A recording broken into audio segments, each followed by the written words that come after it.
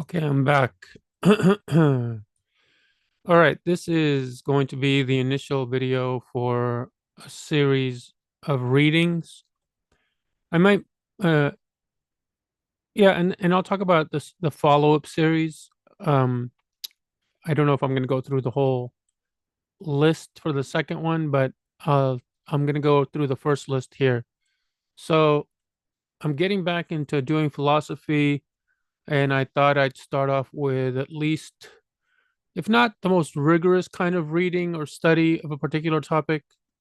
I do some primary readings to get some exegesis, and then do some secondary readings to get context or just clear up confusions that I might have.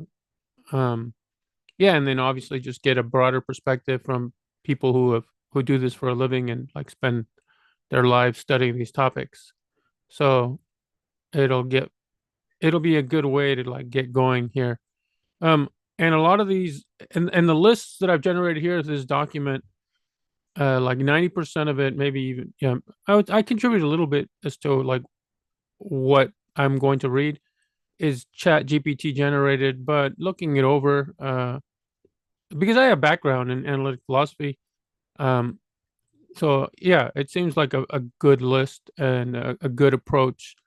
And as you read, you'll like find like something gets recommended or something is like alluded to or referred to, and then you can like, yeah, you'll almost inevitably find something else that you want to read or that you think you need to read to get clarity on a topic. Okay, so for analytic, so one of my interests, one of my primary interests, or one of my main interests is early analytic philosophy. And so I'd like to know a little bit of context, a little bit of background.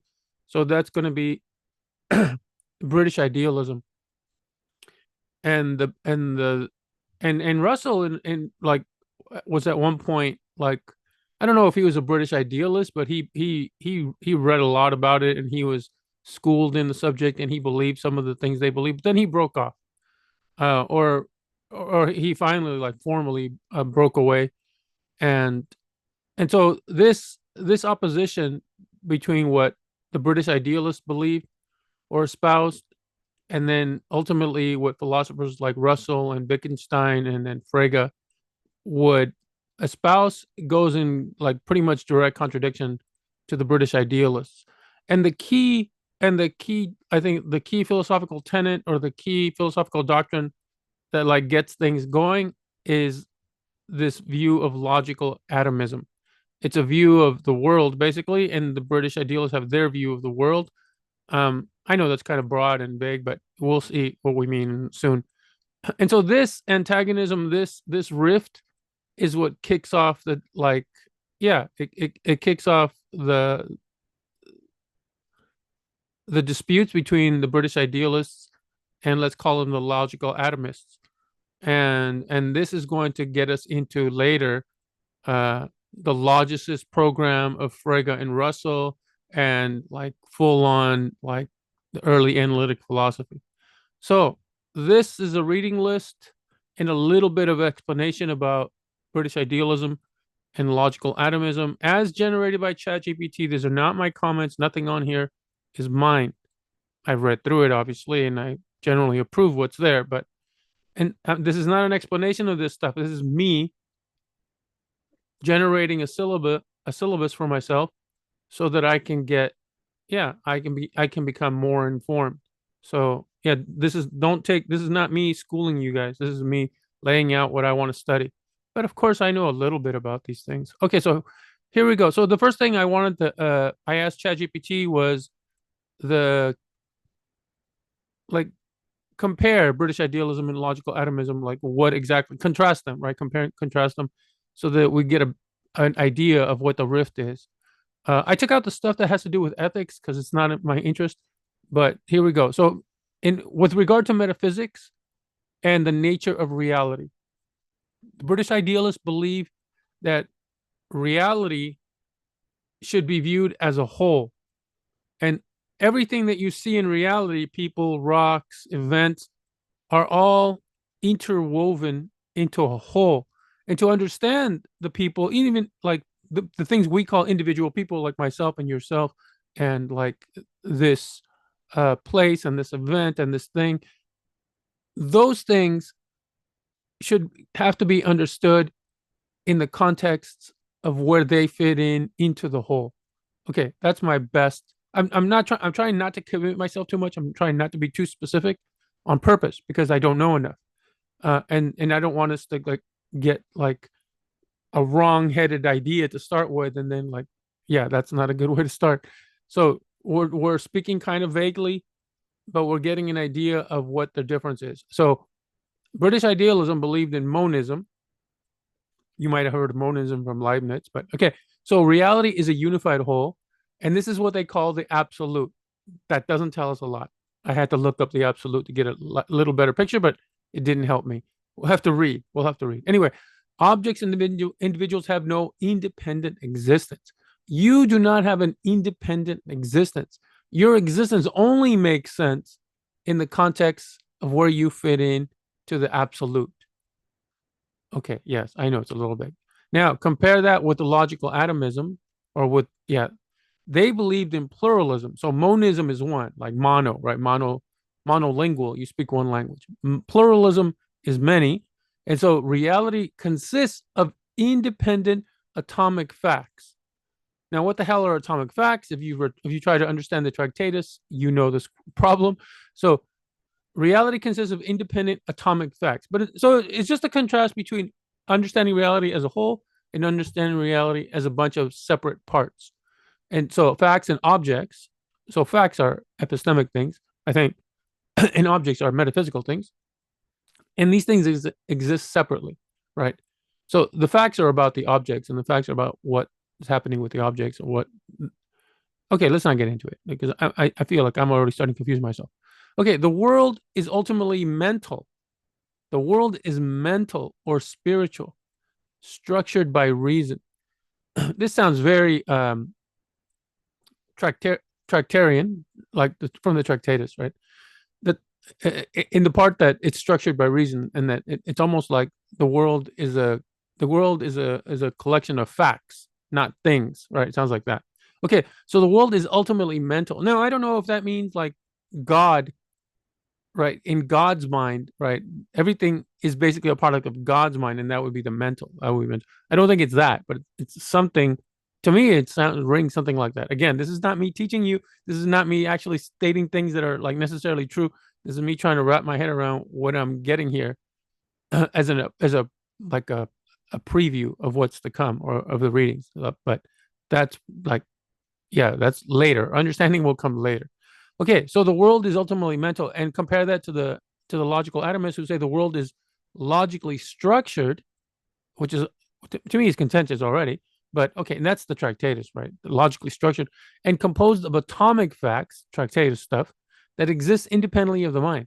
So things exist independently of the mind. Your existence is not dependent on the mind, neither our minds or God's mind, let's say. But the idealists believe something along those lines, right? That your existence is dependent on either other people's minds or some ultimate mind, right? Okay, so it's mental. So mental versus independent reality, right? Not mental. Okay. And the influences, so the idealists were influenced by Hegel, which is already telling me like they went wrong. Anyway, so that's just my bias against Hegel. Anyway, so it holds that reality is a coherent system. So this is an epistemic view. It's a coherent system, right? Because anyway, it's coherent system where all the parts depend on the whole. So they're gonna have a coherence theory of truth. Like what's true is like, let's say you take a book like Sherlock Holmes. Let's say a book series like Sherlock Holmes. In this universe, in this Sherlock Holmes universe, there are certain things that are true. Like, does Sherlock Holmes smoke a cigar? Yes, because in this universe he smokes a cigar, right? So take all the truths in the Sherlock Holmes series, as long as they all make sense and fit together, there's no contradictions within them, right? It doesn't say Sherlock Holmes does smoke a cigar, and later it says, no, Sherlock Holmes never smoked a cigar. You can't have both of those things be true, right? So as long as as long as your truths cohere and don't contradict each other, that's truth.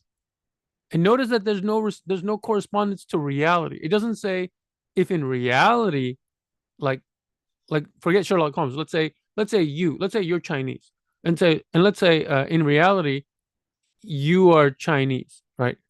Or let's say your name is Johnny, and it says Johnny is Chinese, referring to you.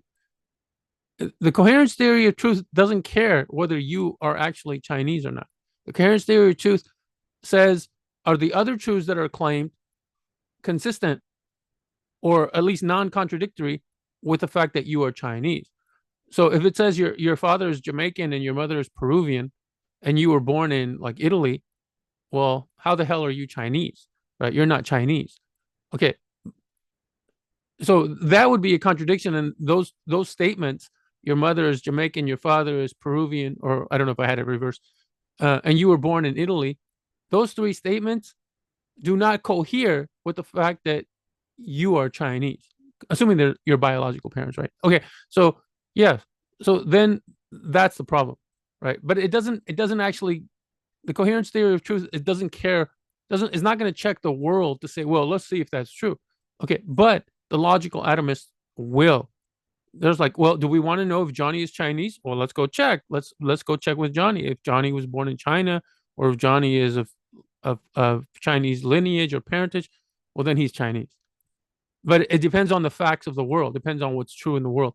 The coherence theory of truth doesn't care about that. It just cares about whether everything is coherent together and consistent together, and there's no contradiction.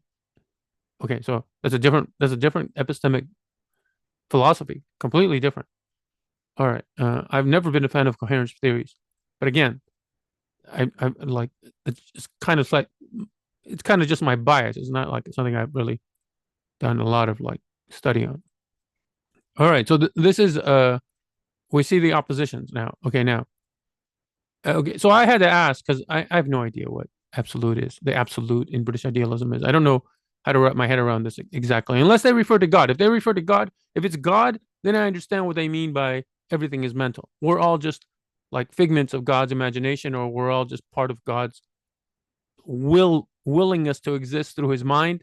And because he wills us to exist through our mind, what we think are independent real objects, that is the power of God's mind, that he just thinks things and they are created and they have an existence or maybe a subsistence, and that to us it appears like we're just independent objects, right? But the idealist is going to say no. But I'm not saying the idealists believe in that they're espousing this God view, but at least that's what makes sense to me. Okay, so here we go. British idealism. What is this absolute? Sometimes it's called absolute idealism. Refers to a single, all-encompassing reality. Okay, that doesn't tell me anything, right? Reality is like everything to me. So all-encompassing doesn't make sense to me. I mean, unless you're just like being redundant. Okay, in which everything is ultimately unified. Okay, and everything is ultimately unified, meaning everything is related somehow. I'm not even like, everything is unified. How? Like, we like, so I can say the same thing about like the universe. Let's say the universe is everything, like as most of us believe. Everything in the universe is unified in the sense that it belongs to this one universe. Like, that doesn't really explain anything to me, right? Like, I'm not getting this. This concept, influenced by German idealism, particularly by Hegel. Okay, there's Hegel again, which is central to thinkers like F.H. Bradley. I like Bradley. I don't believe everything he believes, but I like him. And then Bernard Bosanquet. If he's French, it's probably Bosanquet. But I've heard his name before, but it's been a long time, and I don't know what I heard was correct. But let's just call him Bosanquet. Bosanquet? Bosanquet. Let's stick to the American way. Because if I'm going to butcher it, at least let me be American in doing so. Bernard Bosanquet. Okay. And there's also Green. Green is also a prominent figure in British idealism. Okay, so for Bradley, the absolute is a higher ultimate reality. That sounds like Plato to me. That sounds like Platonic forms. That transcends, again, Plato, the contradictions and fragmentations of ordinary experience. So Okay, so now this is starting to sound a little less platonic. When we see things, we see contradictions, and let's just focus on contradictions. The fragmentations, I don't care about. Well, we don't need to talk about it. So let's say when you look at things in the world, things seem odd, like this can't be this way, or these two things exist, but how can they exist, right? Like, or like we can't explain like quantum physics, how quantum physics and like general relativity, like these two parts of the micro, like, is there a unified whole for these things? It doesn't seem like there can be, right? So it seems like there's something at least like contentious or problematic in trying to understand all the things that how the world appear to us. There's sometimes contradictions, and so the idealists are going to say, yeah, because you're on, that's the appearance level, let's say. But there's a higher level, there's a higher reality, and in the higher reality, contradictions cannot exist, right? Contradictions cannot exist. So if you understood the higher reality, you would understand why things appear contradictory, but they only appear contradictory. They aren't really contradictory, because really contradictory, there is no really contradictory in the higher ultimate reality. Okay, that's my best. With again, without trying to commit too much, just trying to kind of like say as little as possible, but trying to make sense of what I'm reading here.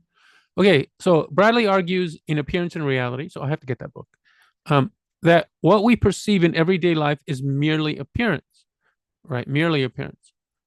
And usually merely appearance uh, is taken to mean, obviously, at a lower level than here, the ultimate reality, which is a higher reality.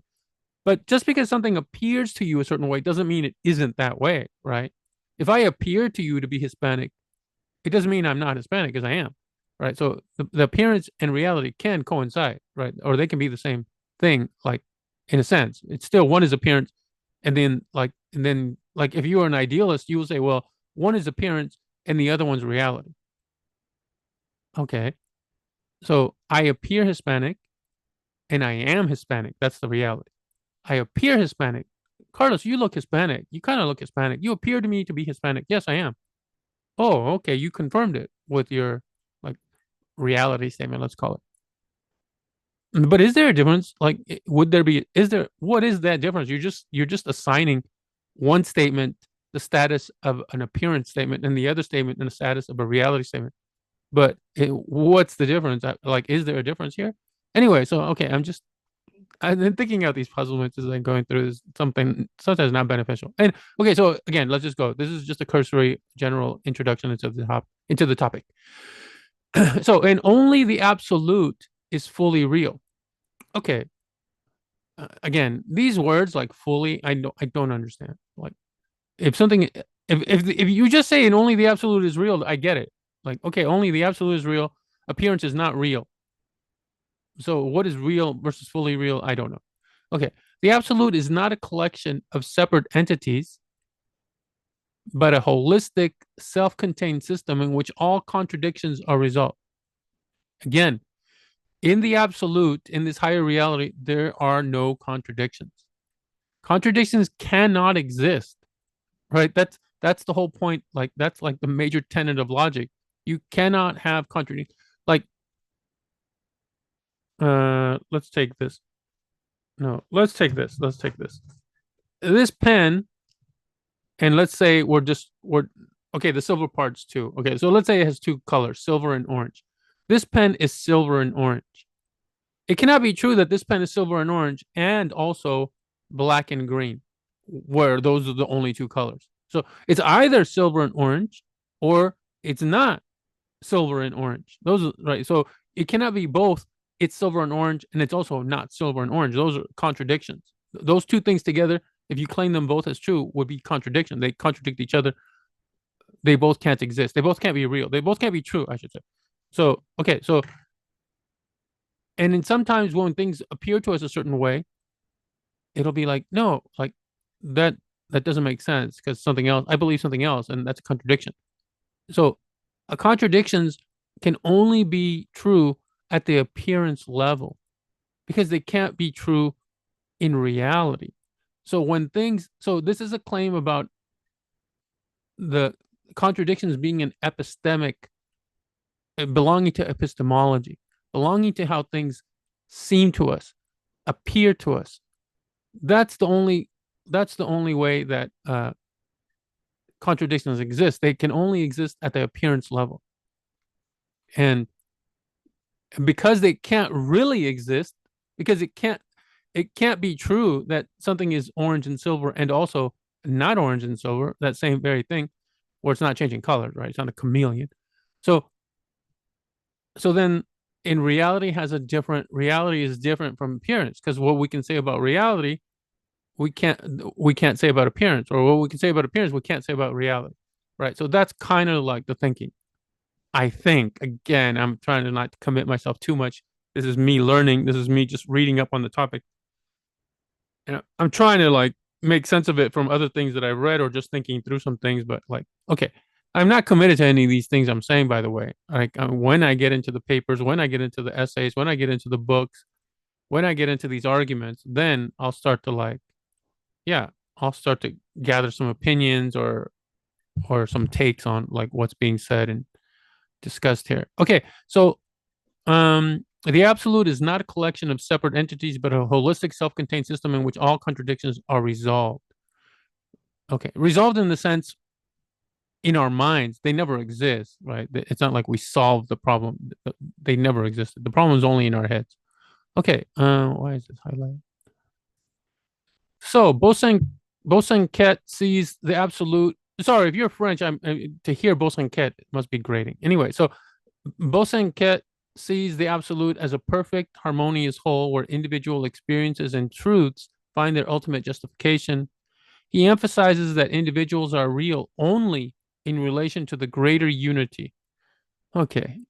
In short, in British idealism, the absolute represents the ultimate, all encompassing, self sufficient reality that integrates and reconciles all apparent, which things that how appear to us, contradictions in the world. Okay. So I don't know if that helped you. It didn't help me much to understand what the absolute is, but I have a fuzzy, I'm sure in some sense wrong understanding of it. So okay, I can move on. Okay, so that's the absolute. It's a higher reality. It's a reality different from mere appearance reality or the reality of appearances, if we can call it that, if that makes sense. And in the higher reality, in absolute idealism, in the absolute, there are no such things as contradictions. They don't exist. Okay. Um, Two, epistemology. So back into the coherence theory of talking. British idealism believes in coherence theory of truth.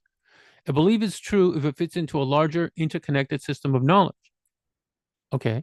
Notice no mention of the real world.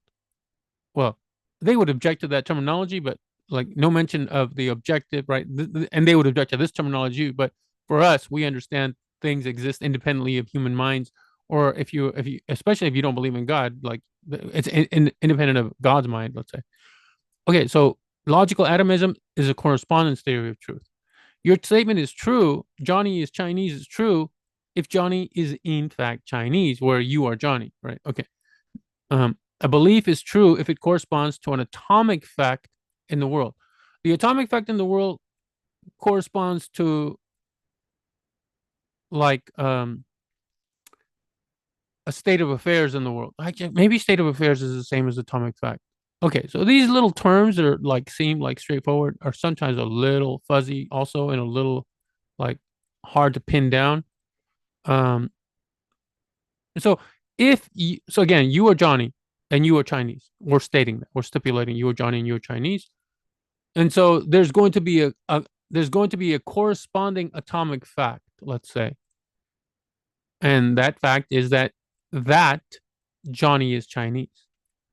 And so that statement, the belief, let's say, I believe Johnny is Chinese, that belief is true, or that statement is true if you, the individual, the independent person, is in fact Chinese, or you're Johnny. Okay, that's the correspondence theory of truth. It corresponds to the world, right? You have to match it to the world, and the world will tell you whether yay, it's true, or nay, it's false. Okay, coherence doesn't do that. Coherence doesn't go to the world for its truth. Knowledge is holistic and dependent on the absolute. Right. Okay. again, so you can have beliefs based on how things seem to you, right? Like, let's take the famous example of you take a long stick and put it into like a lake, and then when you see the stick in the lake, the half that's in the lake looks bent, right? It looks like the stick is now bent. But that's just an appearance. That's just an, like, let's say, I don't even want to call it an illusion. That's just how things appear to you. Like, if a little kid came up while you had the long stick in the pool, he would point it and say, "Oh, that stick is bent," right? And then you would pull the stick out of the water and like, "Aha, dummy, it's not bent," right? So that's kind of the analogy to ultimate reality in the absolute. For us, things seem a certain way, right? Sticks seem bent, but in reality, it could be that the stick is not bent, right? Okay, so that's just an analogy. Knowledge for the now to the logicist side. Knowledge is built from basic logical propositions that mirror the structure of reality. This mirroring is ultimately what gets the logical atomists and the early analytic philosophers like uh, Frege, I think, and Wittgenstein into trouble. But again, this is just my fuzzy understanding of what I read a long time ago.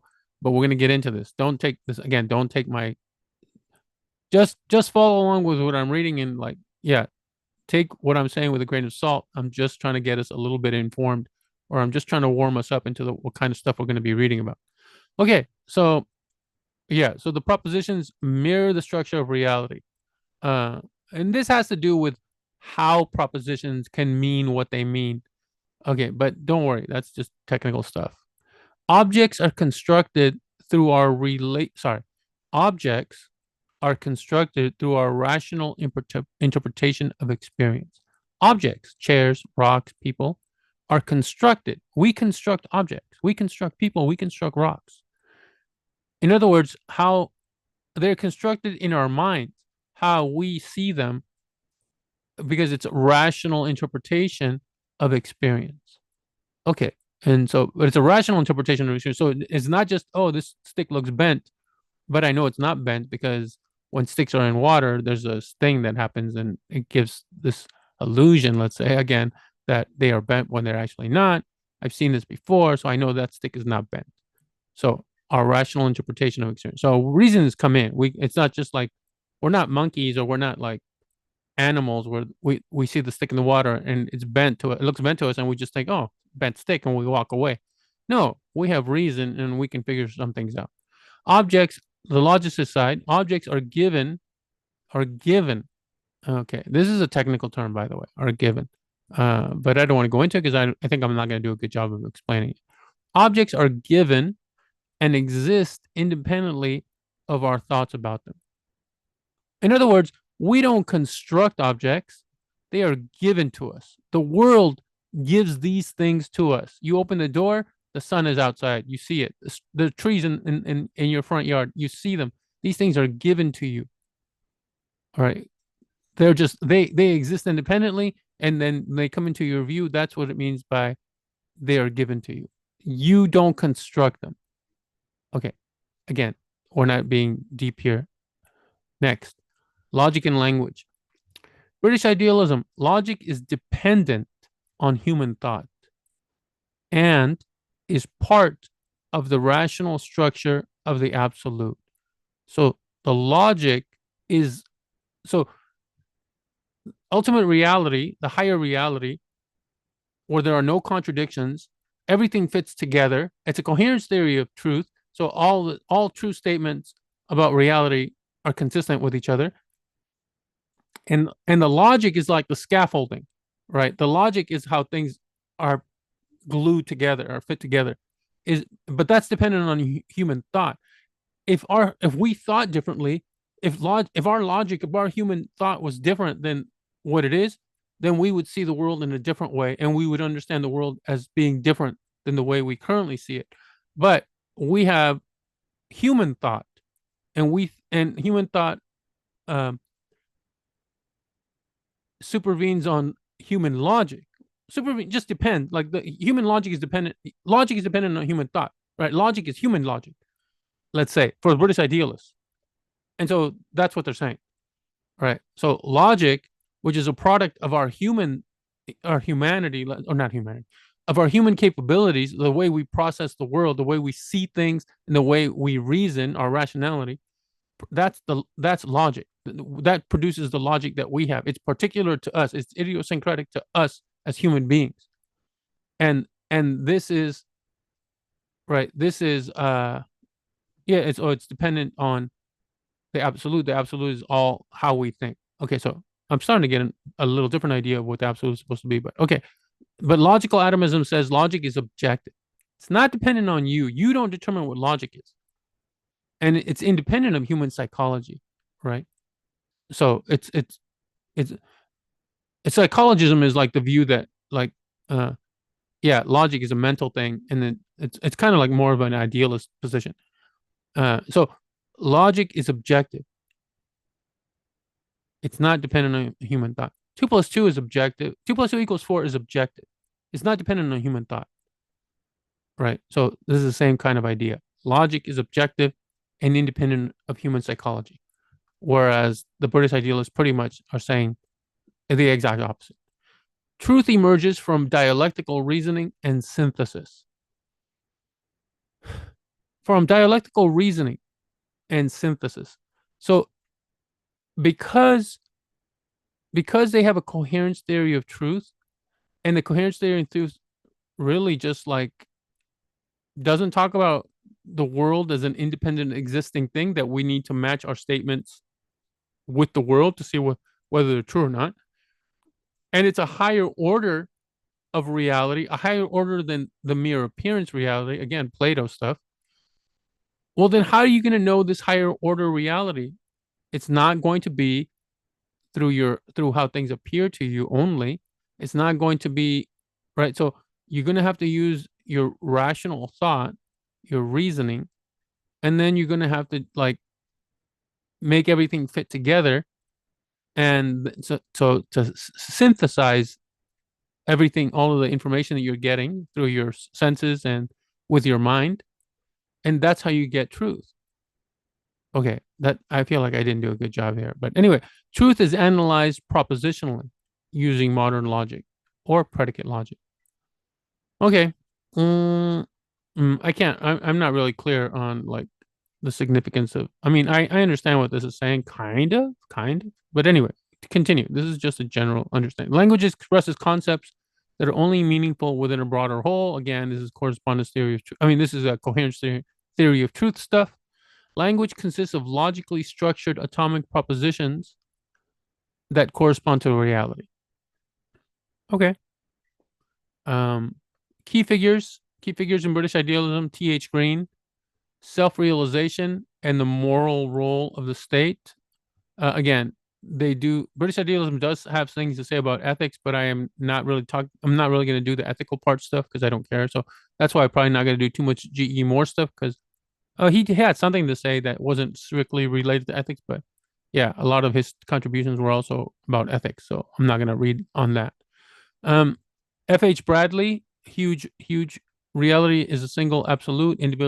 Individual distinctions are illusory. Again, just appearance. And then Bernard Bosanquet, society as a rational organism, the state as an ethical entity. So Bosanquet and Green have a lot to say on society and ethics. So I really want to understand Bradley more than the other two. Okay, next. So now on the logical atomism side, we have Bertrand Russell, where he developed logical atomism, emphasizing the independent atomic facts. Then we have Ludwig Wittgenstein, the early Wittgenstein, which is usually is an allusion to the Tractatus, where he presented reality as composed of atomic facts. This is troubling already, but okay. And then Frege, which he's a precursor because Frege comes a little bit before Russell. His logical analysis. So when you analyze things, you break things down into individual, like you break things down, right? So and that's going to be obviously related to a fact, atomic facts, the atomic part, right? The individual parts, as the foundation of understanding meaning. Okay, so Frege, Russell, Wittgenstein. Russell and Wittgenstein really closely related to atomic facts, but Frege also Okay. Now, here's the last part of this comparison between British idealism and logical atomism. For British idealisms, they were criticized by Russell. This is the rejection and the legacy of these systems. I mean, not systems, doctrines. It was criticized by Russell and Moore for being vague, mystical, and unscientific. Basically, not analytical, right? Analytics is all about clarity and rigor and breaking things down into simple elements, and that's how you're going to understand the whole. But if the single elements don't make sense, and then the whole is not going to make sense. And then later it declined as analytic philosophy rose in Britain, and it really, really like basically disappeared. Nobody really like. I mean, not nobody, but it's very few people who are like idealists in the British tradition. Okay, um, but I think like once we do the reading, you're going to be surprised that like the British idealism is still a strong. Like you can still be a British idealist. You can still hold your own, and there's lots of things that like you can argue still. Like even though analytic philosophy like won the day, like in as far as popularity, but it doesn't mean it like it refuted British idealism, let's just say. Okay, and then logical atomism. Oops, I almost moved this. I did. It was rejected by the later Wittgenstein, and so Wittgenstein basically rejected himself in the from the Tractatus because he was right. He espoused some forms of logical atomism in the Tractatus, which is his early philosophy. But in his later philosophy, in the philosophical investigations, sometimes just called investigations, or some people say PI, which I hate, who criticized the idea of atomic facts. And then this paved the way for logical positivism, which I might do a reading on logical positivism. I might do a study on logical positivism, a more thorough study, not necessarily a super rigorous, comprehensive study, and early analytic philosophy, which is one of my things. Okay, that is the contrast between idealism. Now let's get into the readings, and I will kind of breeze through this because there's no sense in talking too much about it. For my understanding of British idealism, I am simply going to read this book. This is a 600-page monster of a book. W.J. Mander is a very, very clear, lucid writer. This is like he makes it about as easy to understand. I haven't read through this all. I've read some already, but I'm gonna go through it completely. I might skip the parts that have to do with the ethics again in society, uh, because I don't think I need it for like the philosophical points that I care about here. So this is the book that I'm gonna do. This is it. This is my British idealism, but I will add readings if I feel like, yeah, I need more clarity or I need more context. But generally, 600 pages should give us enough because again, my this is I want to understand British idealism. I think it's interesting and probably has important things to say and to teach us, and it's still I think like a viable. They have many viable positions, but I want to understand early analytic philosophy, and so British idealism is a good entryway because it's telling you pretty much what uh, these early analytic philosophers like Russell and Wittgenstein and even Frege were contending against, uh, like their main contention, and it really has a lot to do with this this view of the world as a whole and mental versus discrete, as in separate, and objective, not mental. Okay, so now the readings on logical atomism, and this is going to be obviously the crux of this. Um, we won't go into logical atomism. We already did a lot of it, so let's just go. So starting with Bertrand Russell readings, primary sources. Primary sources. The philosophy of logical atomism. Okay, this is a series of 8 lectures. Key topics: atomic facts. What are they? Logical form. What is it? Proper names. What are they? Acquaintance versus description. It's famous. Recommended edition in Logic and Knowledge, Essays, 1908, read by Marsh. Okay, so here's a book. I'm gonna highlight it for myself or later. Let's highlight it in red. Okay.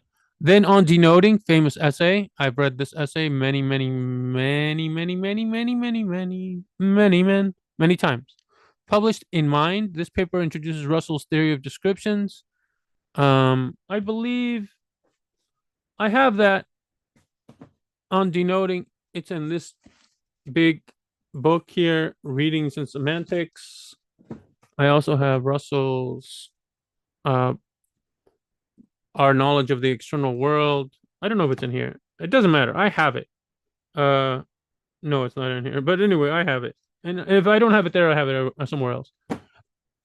Okay. This is important. Again, this is distinguishing knowledge by acquaintance and knowledge by discussion. And we just saw that up here. Oh, no, we saw it right here. Essential for understanding how Russell thought about names and meaning. Okay. And logical atomism. So he shorter, refined essays that revisit the ideas of 1980 lectures with modifications, and found in Logical Atomism by David Pearce. I believe I have this book. I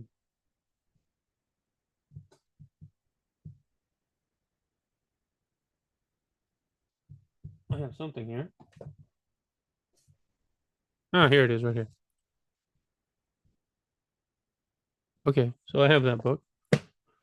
Then the relation of sense data to physics essay found in Our Knowledge of the External World. So it's in this book. It's in this book.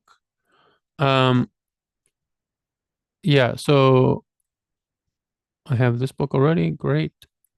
I have almost all of these readings except for the secondary readings, which kind of new to me. So anyway, okay. So the key topic: construction of external objects from sense data.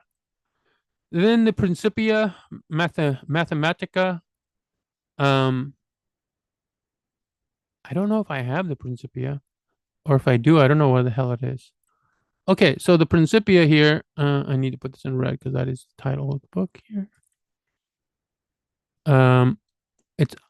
It says, well, highly technical key sections on logic and logical form, especially the introduction. So, okay, thank you for a little bit of guidance here, ChatGPT.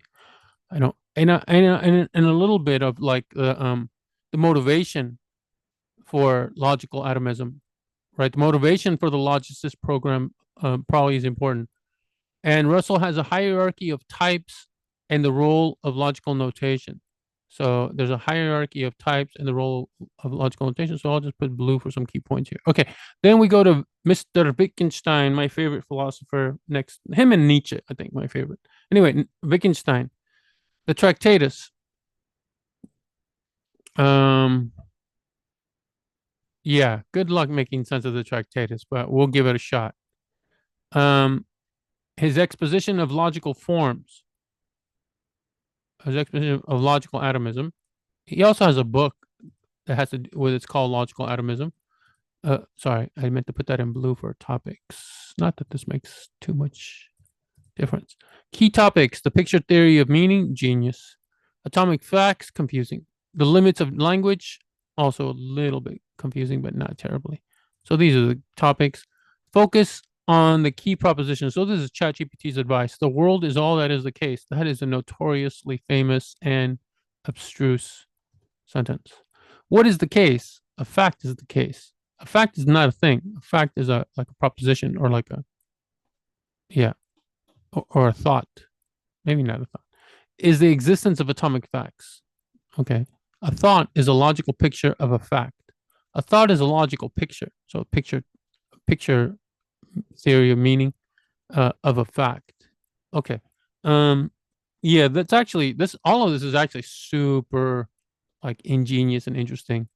Might not be true, might not be correct, but it's still ingenious. Okay, recommendation, the bilingual one, Piers McGuinness. I have this Piers McGuinness translation. I also have the Ogden translation. Or Ogden. Yeah, I didn't even see that. Okay. The notebooks. This is his. I think. Well, the notebooks is not the same as the blue and brown books, right? Contains Wittgenstein's working thoughts leading up to the Tractatus. Oh, maybe it is. I think it is. And it helps clarify his evolving ideas on logical form and atomic propositions. Okay, and then letter to Russell. a short but significant letter, Wittgenstein insists on the primacy of simple objects in a logical system. I think this was a notoriously difficult for him to justify. Ultimately, like, what are these things? Can you give us examples? Found in notebooks. Okay, next. Secondary sources: David Pearce, Bertrand Russell, and the British Tradition in Philosophy. David Pearce is, and we saw Pearce is one of the Pearce is the author of the editor of this Logical Atomism by Russell. Peter Hilton, Russell, Idealism and the Emergence of Analytical Philosophy. Very good stuff. Hilton also puts out a lot of good stuff on early analytic philosophy. Explores Russell's break from idealism. This is precisely what we're talking about here. And the development of logical atomism, precisely what we need to talk about. So I need to get this book if I don't have it already. Do I have it? I might have it on. I have so many books on Kindle. Like, I might have this and I don't even remember, but I'll check. Michael Dummett, Origins of Analytical Philosophy. I have the actual physical book. Examines the transition from Frege and Russell to Wittgenstein and logical atomism. So this is going to be ultimately the break from logical atomism. Yeah. And the development of logical atomism before it breaks. Scott Soames, I have this book. It's this one, this monster book. Just deals with Russell, G.E. Moore, and Frege. Doesn't go into Wittgenstein. Wittgenstein, I think, is book 2, which I don't have, but I have it on Kindle, so I kind of do have it. It provides an overview of early analytic philosophy, including Russell and Wittgenstein's logical atomism. This does not talk about Wittgenstein. What's going on here? Are they talking about the same book? Oh, no. That's a different book. I have that book, actually. Wait, is this it? The Philosophical Analysis in the 20th Century. The philosophical. Yeah, I do have this book. It's right here, by the way. I have this book. Okay, so I have that book. Do I have volume 2? I don't have it physically with me, so I think I don't. Anyway, so then G.E. Moore, Philosophical Papers. While not direct proponent of logical atomism, Moore's work influenced Russell's analytic philosophy. This is going to be. I'm going to have to determine whether this is necessary to read. Like, if I have a good grasp of logical atomism by this time, and I would imagine I would. Like, I don't know why I would need to read G.E. Moore's papers. Because, again, I think he has a lot to say on ethics, but maybe not solely. So, okay. And then the next program that I want to do is go into the Logicist program, which is the attempt to ground arithmetic and logic. All right. So let's see. Maybe I'll show it now. So I'm going to click over. I really hope that this has worked and that you guys are looking at where it says the Logicist program and you're still not looking at the British Idealism one. Okay. So after doing all of those readings, that's a ton, by the way.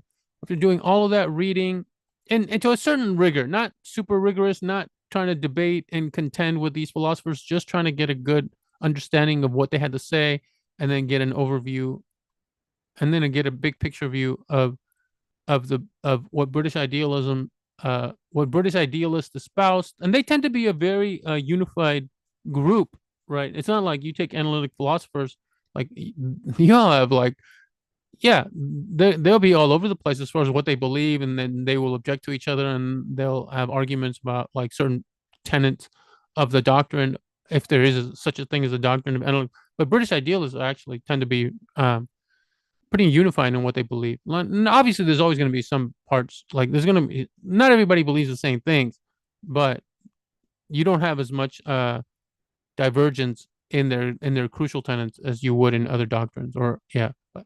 Okay, anyway, so the Logicist program. Here is, so the ChatGPT recommended that I divide the Logicist program into 3 stages to get a good understanding, starting with Frege, right, the grandfather of analytic philosophy, the foundations of logicism, right? We get our start here. Frege basically kicks off the Logicist program. He wants to ground arithmetic in logic. He's not satisfied with where things stood when he was before him, let's say, or at his time, where everybody just said, okay, we can ground these other maths in arithmetic. So the justification for why these maths are true or correct is because we can explain them with arithmetic, and arithmetic is their ground. But that's it. They left it at that. They're like, arithmetic is the ground. That's the given. Let's say we just assume arithmetic is correct, and that it's going to ground all these other maths. Frege was like, we can do better. We can ground arithmetic, and like people are like, how can you ground arithmetic? It seems so basic, so fundamental. Like, how can there be something more basic and fundamental than arithmetic? And Frege is like, well, logic is. So I can justify the truths of arithmetic through logic or with logic. And that's the Logicist program. Okay, Frege. And then the next stage is critiques on what Frege is doing and development of this program. So Russell's also a logicist. Russell also wants to do this, basically what Frege is doing. But he ultimately finds the critique, which is famous Russell's paradox, right? Okay. Then after that, after those two, then we get Wittgenstein. And Wittgenstein kind of changes what logicism is. And then ultimately he rejects the ideas of atomic facts and things like that. Anyway, so the later Wittgenstein will reject it. All right. So these are the stages that ChatGPT recommends studying logicism. Okay. So stage one, the foundations of logicism, Frege. The goal is to understand Frege's attempt to ground arithmetic in logic. Start with the Begriffsschrift, famous paper, and right, this is his formal system of logical reasoning. You can just think of it as symbolic logic. Pay attention to his propositional and predicate logic. So he has both propositional and predicate logic here. Propositional logic, if you take the smallest constituents in a language, let's say symbolic logic, it's its own language. Excuse me. The smallest constituents, you cannot break them up. You cannot divide them. If those are propositions, that's what we're calling propositional logic. So if the smallest constituent is Johnny is Chinese, and then we want to symbolize that with a letter. Let's assign the statement Johnny is Chinese the letter P. So P in our symbolic language will represent the statement Johnny is Chinese. That is the smallest constituent. So P is a whole proposition, and there is no is Chinese, right? There is no Johnny. There's nothing in our language that corresponds to Johnny, simpliciter, just him by himself. There's nothing in our language that corresponds to like a predicate, like is Chinese, right? So, but to do that, obviously, if you do that, now your language has more power. Now you can say more things, and you can like, yeah, you can break down sentences, because now you have predicate logic. That's what predicate logic does, basically. Okay. Yeah, that's kind of a rough and ready, but I think it's fine. Then we move on to the foundations of arithmetic, which is an entire book, but it says read the preface and the first few sections carefully to grasp his motivation for logicism. Focus on his arguments against psychologism, which I kind of crudely defined, and formalism in mathematics. Then read function and concept for the key understanding of Frege's function argument distinction, which underpins his logicist approach to numbers. I couldn't tell you what that is right now. Then next study on sense and reference, or otherwise known as on Sinn and Bedeutung, whether what is sense and what is reference. Okay, then follow with on concept and object, which builds on the previous paper, clarifying Frege's distinction between objects and concepts, essential for his logical system. And finally, explore selections from Grundgesetze. My German is horrific. Grundgesetze der Arithmetik. Focus on the basic laws of arithmetic. Basic laws of arithmetic is like not super hard to understand by Frege. Be aware, it's harder to read the title than, no, okay, that's hyperbole. Okay, be aware that Russell's paradox later undermines the system. Now, optional foundations of geometry. I don't think I'm going to do the optional because, yeah, my goal, I think once I read all the other stuff, like I'm understanding his logicist program, I don't need to know exactly how it pertains to geometry or how it pertains to the formalization in geometry. Now, I think, like to understand the Begriftsschrift and function and concept, you're probably gonna have to read like his essay Thought, which ChatGPT didn't include, but I'm probably going to throw it in. I've read it and I needed it to understand what I forget if it was the Begriftsschrift or function and concept, and also his letters to Jordan or his letter to Jordan. I don't know if it was one or two. Those also shed light on what he's up to. So those two I'm probably going to throw in here, but I didn't throw them in. I just gave you what ChatGPT produced, but I'll probably put them in my readings, and then they'll be included in the video series. Okay, secondary readings for context. Notice we've done primary readings. Um, Very important, I think, to do the primary readings.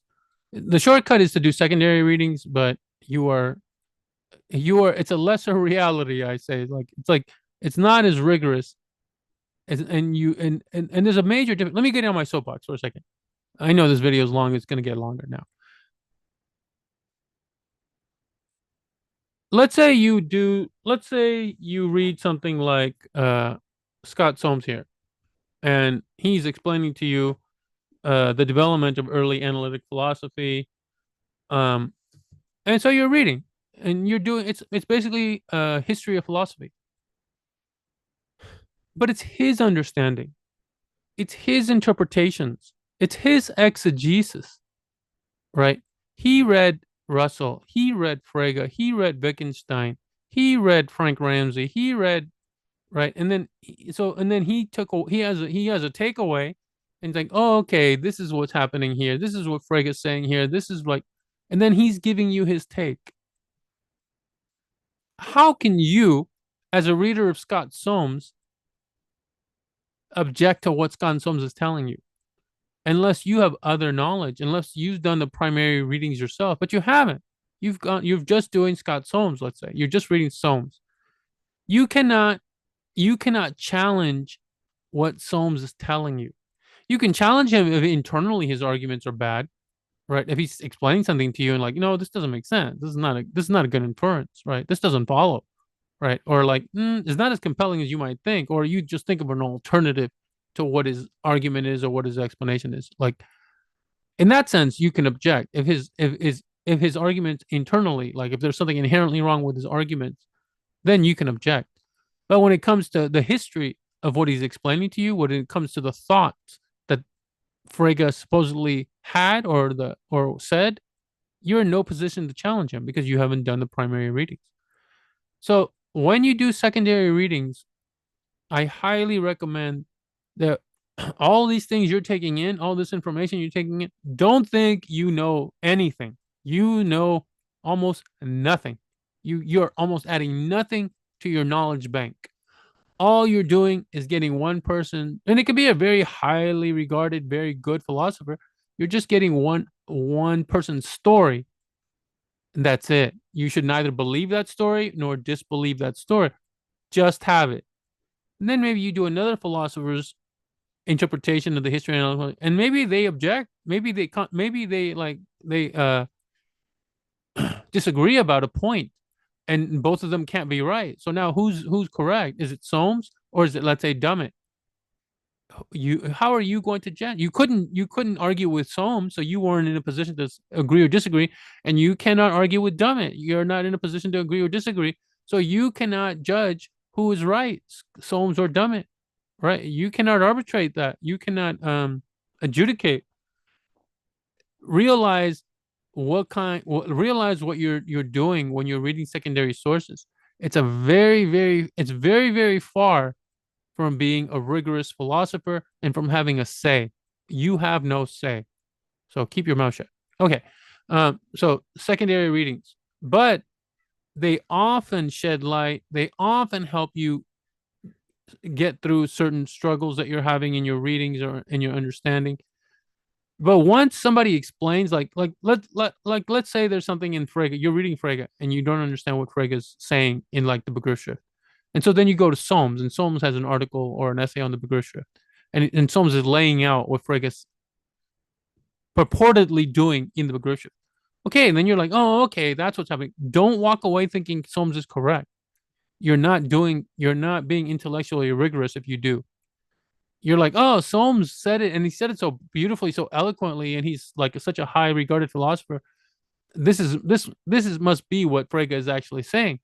Maybe, maybe, but you're not in a position to agree or disagree with Solmes. Again, you were confused about Frege. Now, if you go back to Frege and you reread Frege, and that is your takeaway now, like like the argument that Solmes presents, or the explanation or the exposition that Solmes presents, seems now correct to you, right, and makes sense with what you're reading in Frege to you, then you're like, oh, okay, yeah, that's my view now too. And only then that it's also your view. Only then does it become your exegesis, because now you can defend it. Now you can explain what was kind of confusing to you before, what didn't have much logical force to you, because that's why, if it had logical force, you wouldn't be confused, right? So now you see things more clearly, and the argument for why Frege is saying what Solmes is saying seems like forceful to you, and you know the logical force it has. You can explain it. You can defend that view. Now it's your view, but only now. Only now. Okay. But again, it requires primary reading, and it requires understanding like thoroughly what's happening in the primary text. Okay, so secondary readings, Dummett, Frege on the philosophy of mathematics. Next, we go to stage 2. We go to Russell, his development of the logicist program, and his Russell's paradox, that the fatal flaw he finds in Frege's account. Understand how Russell refined and challenged Frege's logicism. Begin with the principles of mathematics. Again, that's a whole book. Read the introduction and key sections on logicism. Okay, that limits our reading at least. Note how Russell's view both extends and modifies Frege's approach. By the way, we should mention Whitehead in all of this when we do the Principia. Like, Whitehead had a role in all of this. Then read on denoting, which again I've read I don't know how many times. Essential for understanding Russell's theory of descriptions, which replaces Frege's sense reference framework. So very important. That's one of the shifts. Follow with mathematical logic as based on the theory of types. I don't think I've read this.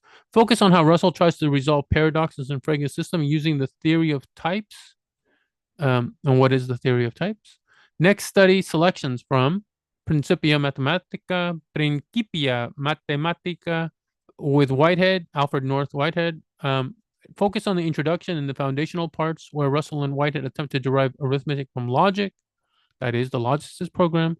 Conclude with Introduction to Mathematical Philosophy, provides a more accessible summary of Russell's key ideas, essentially post-Principia or Principia. Secondary readings for context, if needed. And most likely you're going to need some kind of you're going to need some philosopher to clear things up for you, or just to get a broader understanding, or get something out of the readings that you didn't get out of the readings, because these guys, again, do this for a living. They read and read and read on a particular topic that we just don't have time for as laymen, usually. Okay, Nicholas Griffin, The Cambridge Companion to Bertrand Russell. Read relevant chapters. Okay, thank you. Tell me which chapters are relevant, please. Look for critiques of Russell's logicism and type theory. Okay. Step 3. Now we go to transformation and rejection, Wittgenstein. The goal, understand Wittgenstein's early engagement with logicism and his later rejection of logicism. So first, his engagement. Start with the Tractatus Philosophicus. The Tractatus Logico Philosophicus, most commonly referred to as the Tractatus. Pay special attention to propositions 1 through 5. It's only 7 propositions with like notes underneath. Like, so pay special propositions 1 through 5. That's like, you might as well read the whole book. Where Wittgenstein discusses the nature of logical form. Note how he takes ideas from Frege and Russell, but argues for a picture theory of language instead. Again, ingenious. Then read some remarks on logical form. This marks Wittgenstein's shift away from the strict formal logic, signaling the transition to his later philosophy, meaning the philosophical investigations, sometimes referred to as the investigation. Sometimes people call it PI, which annoys me, but okay. Focus on his attack on formalism and logicism. So what is formalism exactly? We really need to get clear. I need to get clear, because I'm not exactly sure what they mean by formalism here. in all its details, at least, especially his arguments about meaning as use. Oh, very famous.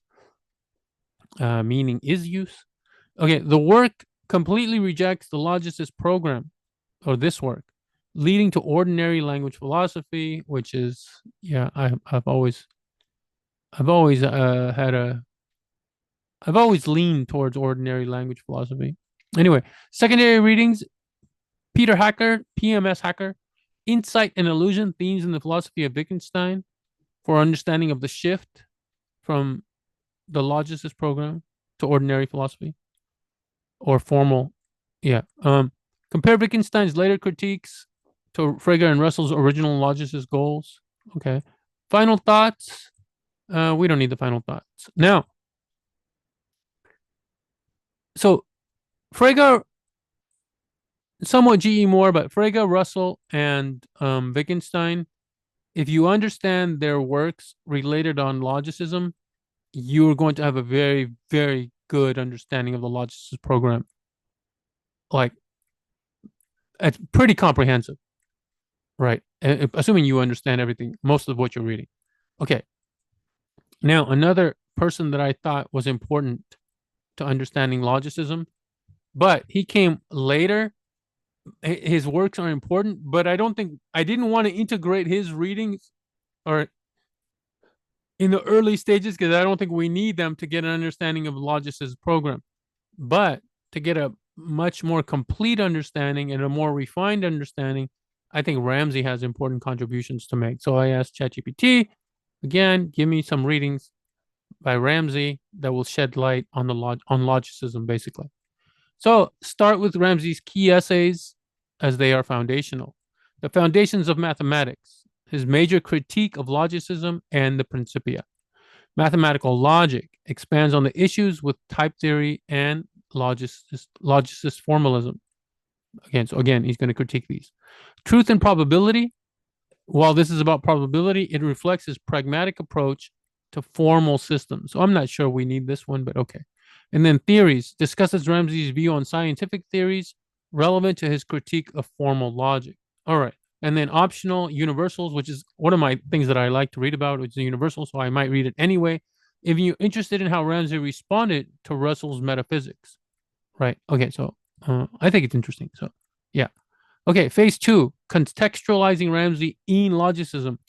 After reading his core works, move to his secondary sources that explain how his ideas fit into logicism and its challenges. And these are some very good readings. So I like usually I don't do a bunch of secondary sources readings. I mean, I do when where I'm struggling and I like, yeah, and I'm tired of doing the primary sources without making any headway. And I will beat my head against the wall with the primary sources. I have read like I have read lines like sentences in on denoting or in the Begrifft like 40, 50 times the same stupid sentence like da da da da da da da da da. I don't get it. No no no no no no. I don't get it. I don't get it. I don't get it. Same. Just keep going. Just keep reading. And for some reason in my stupid head, I think like on the 50th reading, it'll dawn on me what he says. And you think like why would the 50th reading change from the 49th reading? You've added nothing. You've done no other readings. You're just reading it again. But it works. It works that way. I can't explain why it works, but that's just my history of reading how I read philosophy. I will read a sentence once, twice, three times, don't get it. 4, 5, 6, and don't get it. 29, 30, 31. Oh, okay, I get it now. Like, what the hell happened from 30 to 31? What the hell happened from 1 to 30 that nothing happened? And then on 31, I get it. I have no explanation, but that's how it works for me. So I will pound my head as my process of understanding the primary readings. And it's beneficial. Tackling the primary readings for yourself, doing the philosophy. You're doing philosophy. You're trying to make things clear to yourself. You're trying to figure out the machinery of the theory, the arguments, the moves in the arguments, the force they have, how we derive them, what is the justification for them. Like all of that is helping you do philosophy. But I don't know why it works that way, but it does for me. So I really pound my head in trying to understand the primary readings, and in my view, it's made me good at philosophy. Okay, good, good at philosophy. Like yeah, we're gonna qualify that. Okay, so um, Yeah, so it helps to understand. Oh, Burgess, John Burgess, not Tyler Burgess, not Tyler Burge, John P. Burgess. It helps to understand the flaws in Frege's system and how Ramsey's critiques relate. So Ramsey, by the way, I think was a genius. Probably, like he was really young when he was doing all of this, and yeah, his insights, good stuff. I've read a little bit of Ramsey, not enough to really comment authoritatively in any way, but like, yeah, I think we're all going to be amazed by Ramsey's contributions on this topic. Richard L. Cartwright, Critical Studies of Principia Mathematica and Related Systems. Wait, why is there a quotation after print? Oh, okay. Wait, it can't be two quotations. One quotation, right? Okay. Explores Ramsey's engagement with the Principia or Principia. Then P.D. Magnus and J. Bush, Frank Ramsey on the Foundations of Mathematics, and that's it. Okay, so those are the two projects. One, let's get let's do one is British Idealism, which is going to be the focal point uh, for Frege and Russell and Wittgenstein. This is what they're going to attack. This is what they're going to break away from. This is the views of the British Idealists are the views that they disagree with, and that is encapsulated basically in logical atomism, right? This is what they believe, as opposed to what the British Idealists believe. The British Idealists believe in basically the opposite of what logical atomists believe. And so this is the break. This is the major break. And then this is going to lead to early analytic philosophy. And then we get a picture with the Logicist program. It's a key endeavor in what starts off Frege going and Russell also with Northhead. Um, and then Wittgenstein will come in and just like say, I see what you guys are doing. I generally agree with it, but let me explain really how you should be doing it. And then later he's going to say, you know what? Everything I said, I know it was ingenious, but I've changed my mind completely. I've changed my mind completely. And that's the philosophical investigation. Right. And that, like, to me, that's going to be a solid foundation into understanding early analytic philosophy. Study specifically logical atomism, and then study specifically the Logicist program. And I think that's the best way to go about it. Like, pick these themes, these major topics, and that motivated this change from British idealism to analytic philosophy. Sorry. Okay, that's it. Okay. I gotta go. I gotta work today. I hate when that happens. All right, so I hope this was not too boring. If you're interested in this, but these will be two different series and this is a ton of reading. So yeah, I feel like I'm committing myself to something I'm not ready to do yet, but hopefully it'll keep me like on track and like hold me accountable. Because yeah, I don't really. This is why I didn't pursue a PhD in philosophy, because I can really, and I'm not saying this is like theoretically, I've done it. I have like stayed away from philosophy for years. I think I've gone like as much as like 2 or 3 years without reading a single philosophical essay, without like puzzling about any or having any conundrums or any puzzles or any like, yeah, any philosophical puzzles. I can just completely stay away. Like, they don't call to me. Now, when I get back into it, um, for various reasons, I think one of them is like almost guilt, in the sense that I feel like if I'm good at anything, it's philosophy, or what I'm best at is philosophy, and to not do it is like, I'm not trying to portray myself as some like major talent, and like it would be a shame, like it would be a great loss to the world if Carlos didn't produce philosophy or didn't write philosophy. Like, even if I did, who's going to read it? Like, right? Or even if I did, is it going to be any good? Right? But what I'm best at is philosophy. Um, And I feel like if I have something to contribute, it's going to be in philosophy. If I have something to contribute that's going to be like significant or important or worthwhile or valuable, like like maybe not valuable to society because society will never hear of me. Maybe not valuable to the to the world of philosophy because maybe I'll never do work at the highest level. But whatever my level ultimately becomes, I think I'm not there yet. And whatever ability maybe I have, like it would be a shame not to have that, uh, not to exercise that, not to produce anything in philosophy when that's the one thing that I'm probably best at. Okay. But I also have the vanity to think that I can do good work in philosophy and that I just haven't devoted myself to it. So this is kind of like a midlife crisis where I need to get shit done because I haven't done shit.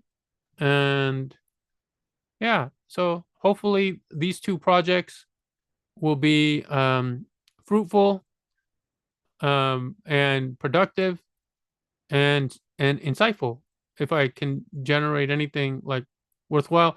At the very least, if I can show how I go about doing philosophy and I produce quality work here that people can learn from and see how philosophy like should be done and how philosophy is done, or at least one way of doing it and hopefully doing it well, and having a good exegesis and having explanations and arguments for my exegesis that can stand up to anybody's exegesis, can stand up to Dummett's interpretations of Frege, can stand up to Soames' interpretations of Frege, right? That'll be like, I think, a worthy outcome or a good outcome to these two projects. And then who knows? Maybe I'll just be productive all of a sudden. Yeah, right. Okay, I gotta go. Later. Thanks for watching and click, click, double click. Auf Wiedersehen.